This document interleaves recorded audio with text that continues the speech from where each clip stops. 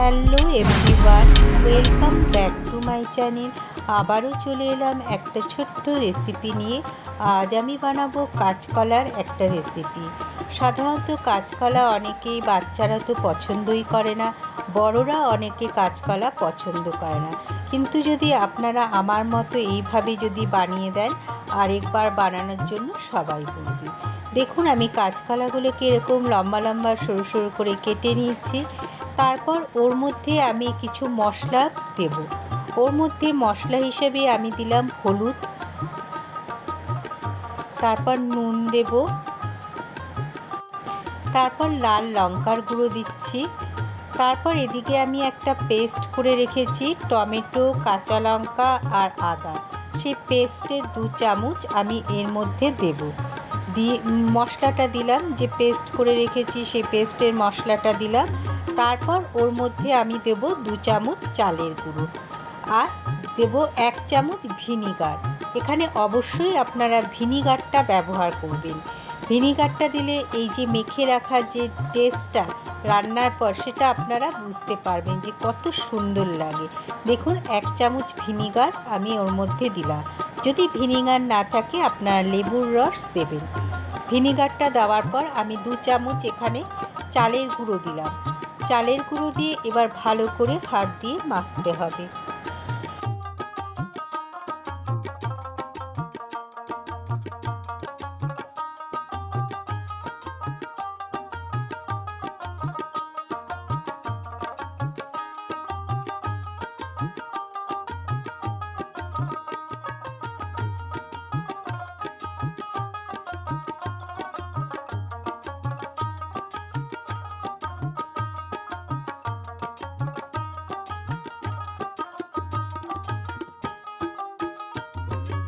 ভালো করে আমার মাখা হয়ে যাচ্ছে। প্রত্যেকটা কাঁচকলার গায়ে মশলাটা, যে চালের গুঁড়ো, সেটাও আমি মেখে নিলাম। এদিকে কড়াইয়ে তেল বসিয়ে দিয়েছি। তেলের মধ্যে আমি যে কাঁচকলাগুলো মেখে রেখেছি, সেই কাঁচকলাগুলো একে একে ওর মধ্যে আমি এবার দিয়ে দিচ্ছি।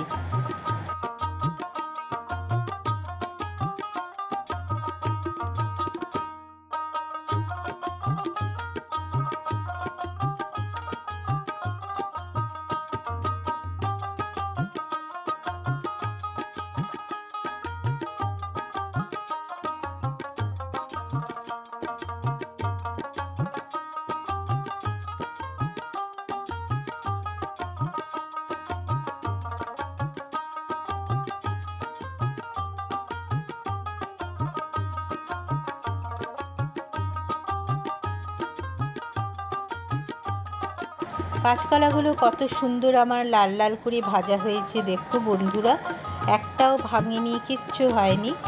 এরকম ভাজা, লাল লাল করে ভাজার পর আমি ওটাকে তুলে রাখবো। এদিকে কড়াইয়ে আমি আরেকটু তেল দিয়ে দিলাম। তেলের মধ্যে অবশ্যই আমি একটা শুকনো লঙ্কা ফোড়ন হিসাবে ব্যবহার করেছি।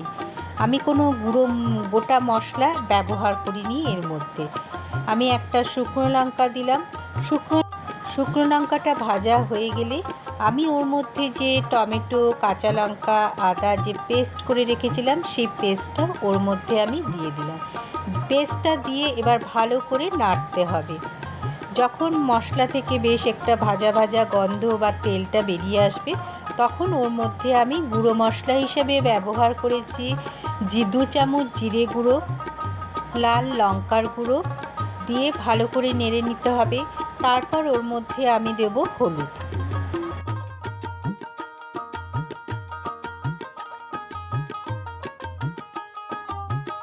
হলুদটা দিলাম, দিয়ে ভালো করে নাড়তে হবে। দেখুন বন্ধুরা, আমার কিন্তু তেল অলরেডি বেরিয়ে আসছে মশলা থেকে। নাড়তে নাড়তে দেখুন আমি গুঁড়ো মশলাগুলো দিচ্ছি, আর দেখুন তেলটা বেরিয়ে এসছে, আপনারা আর তো বুঝতে পারছেন। তারপর ওর মধ্যে আমি দেব নুন। নুনটা আমি যেহেতু কাঁচকলার মধ্যে মেখে রেখেছিলাম, আপনারা আন্দাজ বুঝেই নুনটা দেবেন, না হলে বেশি হয়ে যাবে। তারপর আমি ওই ভেজে রাখা যে কাঁচকলাগুলো, সেই কাঁচকলাগুলো ওর মধ্যে আমি দিয়ে দিলাম। এবার মশলার সঙ্গে কাঁচকলাগুলোকে ভালো করে কষাতে হবে, মেশাতে হবে।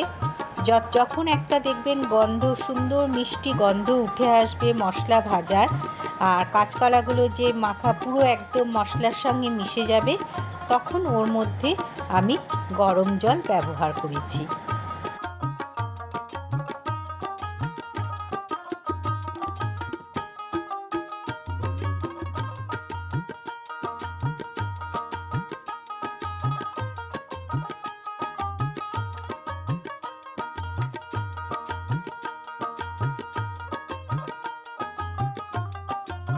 আমার পুরো মশলা মেশানো হয়ে গেছে কাঁচকলার সাথে।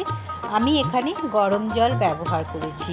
অবশ্যই গরম জলই ব্যবহার করবে বন্ধুরা, ঠান্ডা জল ব্যবহার করো না। এই যে গরম জল দিয়ে এবার আমি স্ট্যান্ডিংয়ের ঢাকা দিয়ে দেবো।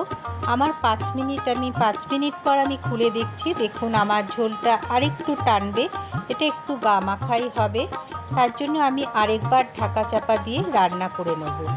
তারপর আমি ওর মধ্যে নামানোর আগে আমি ওর মধ্যে ঘি আর গরম মশলা দিয়েছি। আমি 1 চামচ গরম মশলা দিলাম আর 1 চামচ ঘি দিলাম।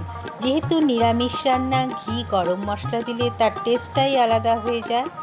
এবার ঘি গরম মশলা দিয়ে আমি আরও 2-3 মিনিট রান্না করে তারপর গ্যাসটা বন্ধ করে দেবো, স্ট্যান্ডিংয়ে রেখে দেবো। পুরনো বন্ধুদের জানাই অনেক অনেক ভালোবাসা। নতুন বন্ধুরা যারা আমার চ্যানেলটাকে এখনও সাবস্ক্রাইব করনি, অবশ্যই সাবস্ক্রাইব করে আমার পাশে থেকো আর নোটিফিকেশন বেলটা অন করে দিও।